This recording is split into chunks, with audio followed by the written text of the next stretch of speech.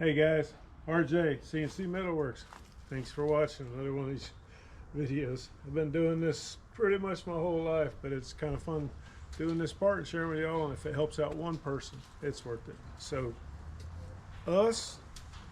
new part of this job is the rear end section.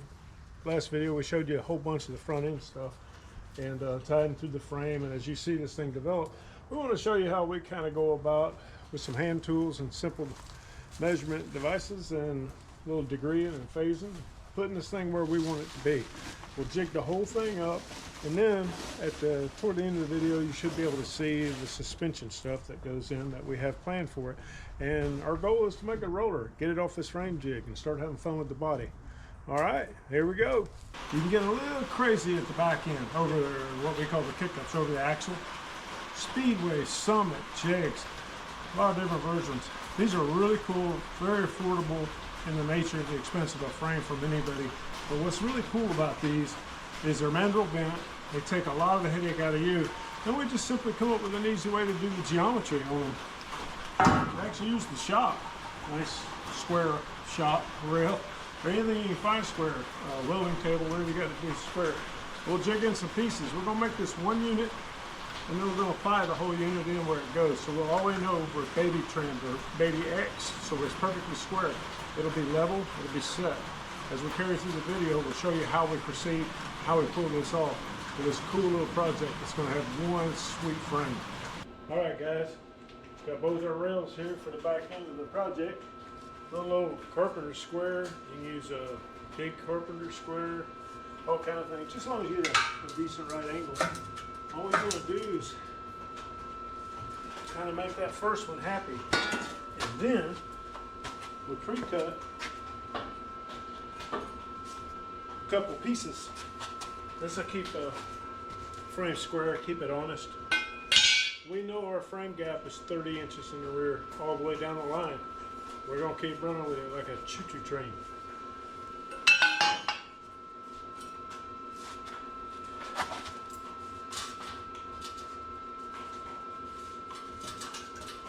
Come over here and touch off. Then all we got to do is check it.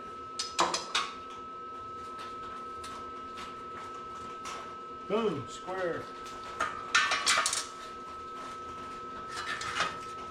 Square. We'll give her a little tack wheel.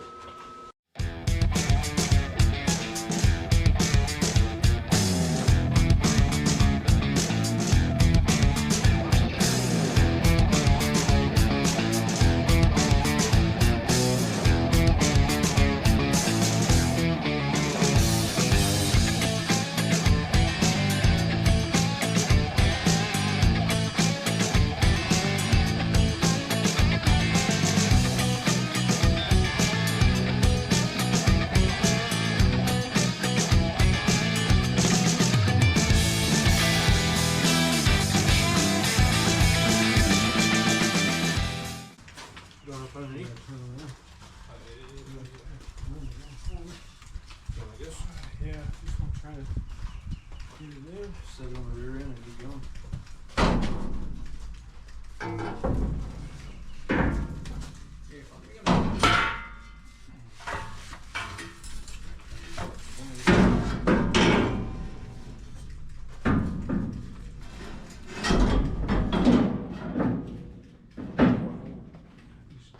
Huh? I need you to get inside and lift it. You want to put it on anything? I need you to lift it so I can tuck it. No, you'll see what I'm saying. If you can get under there and lift it up so I can tuck it in. We already know it's going to fit. It's just what it is. You're hitting them rails. Just pick it straight up like you're doing a curl.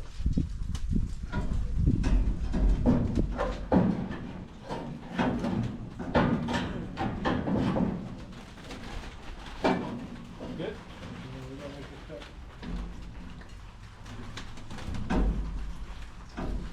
Oh, it's the thickness of the nose. Okay. All right, guys. What's really cool is the clip goes in. Everything's where we want it, but right on the inside of the frame rail is where we want to hit, and the actual thickness of this metal is inside our face instead of outside our face. That's still a 30-inch mark. Now we could beat on this with a bunch of hammers and do a bunch of weird crap, but we know all this is going to be all new metal. That right there, I want it to be relaxed. You always want your metal work to be relaxed and fit where it's supposed to be. You don't need to be loading a bear trap. All it'll do is fight you tooth and nail down the road. Give yourself a little bit of room. We want this thing to tram out, perfect X, and we want it to measure square, laterally, and longitudinal, horizontal, all them good measurements, okay? So we're gonna put this in a box. We're gonna take a second, we're gonna high speed all this out, and walk this right back in, and we'll show you when she's tagged in place. Go. After a little bit of trimming, a little bit of work, we should be able to be pretty close to what we're looking for. Now you're going Right in the box. You good? Yeah, We're right above the lip. We're right above the lip. that was good. We're inside. Wow. We'll have to get a measuring tape on this. It's pretty tough, huh? What about over the axle? Well, that's what we're fixing to do. We'll make it easy. I don't want to lose what we got back here. That looks really good. Yeah. Okay, so I need a piece of 1x2. You gonna put it on here or attacking? Yeah, we're gonna go. You see the axle point compared to. Let's see about how far we are. Far from what?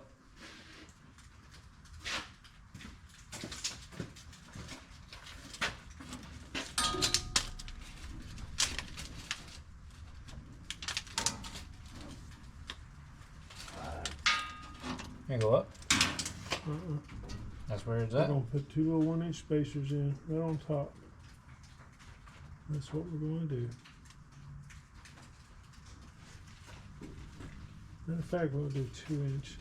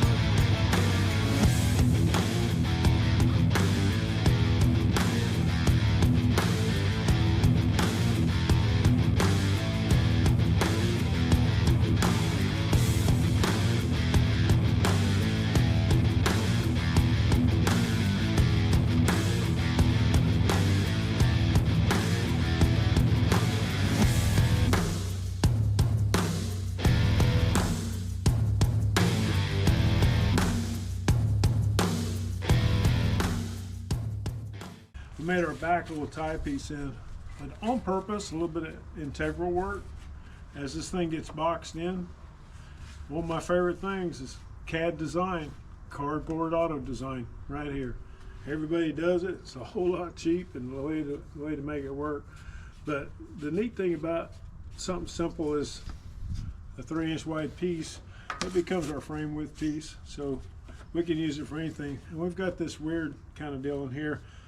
And after some consideration like seats and possibility of wheel tubs and fatter tires and bigger this, bigger that, as we build this frame and tie in this place, especially at a high strength area where our kickups are going to be, we want to unitize this, make it kind of flow and like it goes together.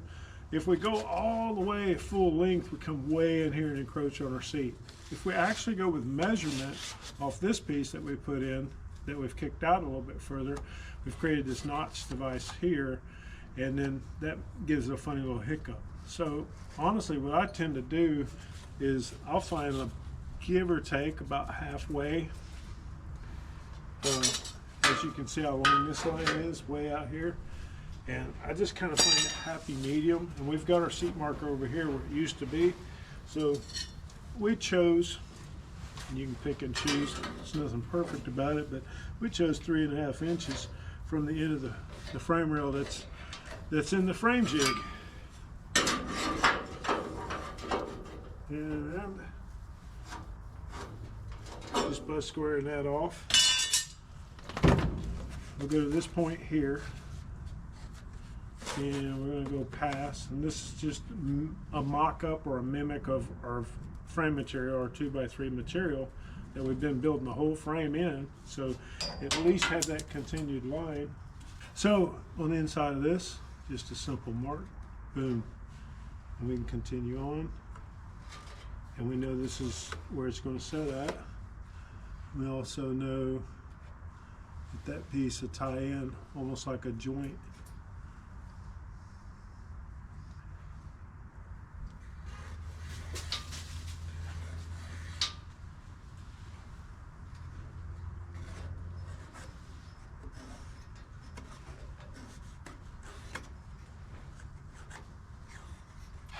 And we end up with this really odd shape, as you can tell. Crazy. But what's really cool about odd shapes like that, especially the strongest geometric force, triangle, is you get these really neat little tied in places. Because we know we're going to do a full gusset piece on both sides and bridge this all together, this will end up being one of the strongest points in the whole car. Great for torque reasons. So let's go make one. All right, you remember that little piece of cardboard we did before? We got us a little 2x3 piece here. Idea is fit that shape, fit that cardboard. We're gonna weld this bad boy in and tighten things up, make it look good.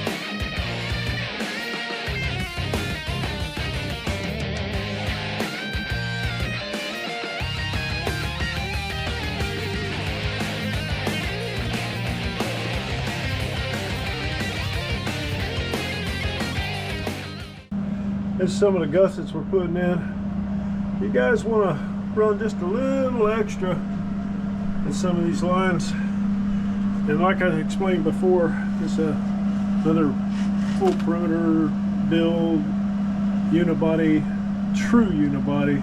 You can see where we're tying in into the rocker. Good solid inners on this thing, and we use nice heavy plates, about 14 inches apart, and all these stanchions all the way down through here. As you can see, we're going to start closing in some of these welds and getting this worked out, and then we'll come through here and we'll do an inner rocker that overrides this. And the reason we're doing that is it's kind of a sandwich strength. It'll tie all this together, really unifying the body to the frame. We have an inside piece that's going in, almost an hourglass effect, and that'll be the inside perimeters that'll strengthen the frame. We'll have cross pieces in the rear and gussets in the front. Everything's tied together, and it really makes a heck of a floor platform. The reason we run these inner lines on a full plate, not only is the sandwich in really strong, it ties the body in, but it'll give us our floor line. Right here will be our floor line as we come across, and all of these pieces will be made in, and of course with the tunnel and the drive line once we get a few of these things set in place. But this is why we do kind of overdo the integral part of unifying the body. We don't want any flex in this. We want the body and the frame to be one. It's incredible when it's done correctly how the car feels when it drives and rides.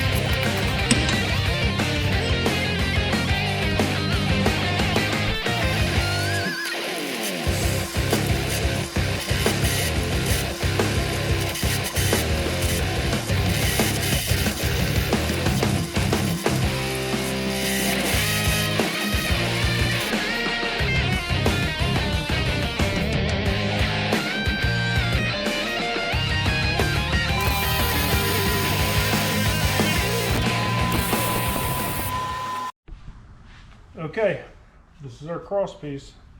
This is where it holds to be somewhere in here to mount our shocks. So basically our shock top. But these little brackets, as well as I explained to you before, where it's triangulated, it'll sit like that right on top of the frame. However, 1 inch marks, that's our inside. So we've got our side-to-side measurement. We'll be able to square it by measuring somewhere off the front points of the frame to square this up perfectly. And that'll align our shocks really nice. And what's cool about this is as you can tell, just like on this table, It can't go forward, back, super strong. But at the same time, we didn't have to go crazy with a whole bunch of extra bracketry. It just simply does the job we want it to do. But it's made very, very, very good and strong. And some people think the holes are for designs, but I actually believe in lightening holes, and that's to lighten up as you go. Quarter ounce here, quarter ounce there.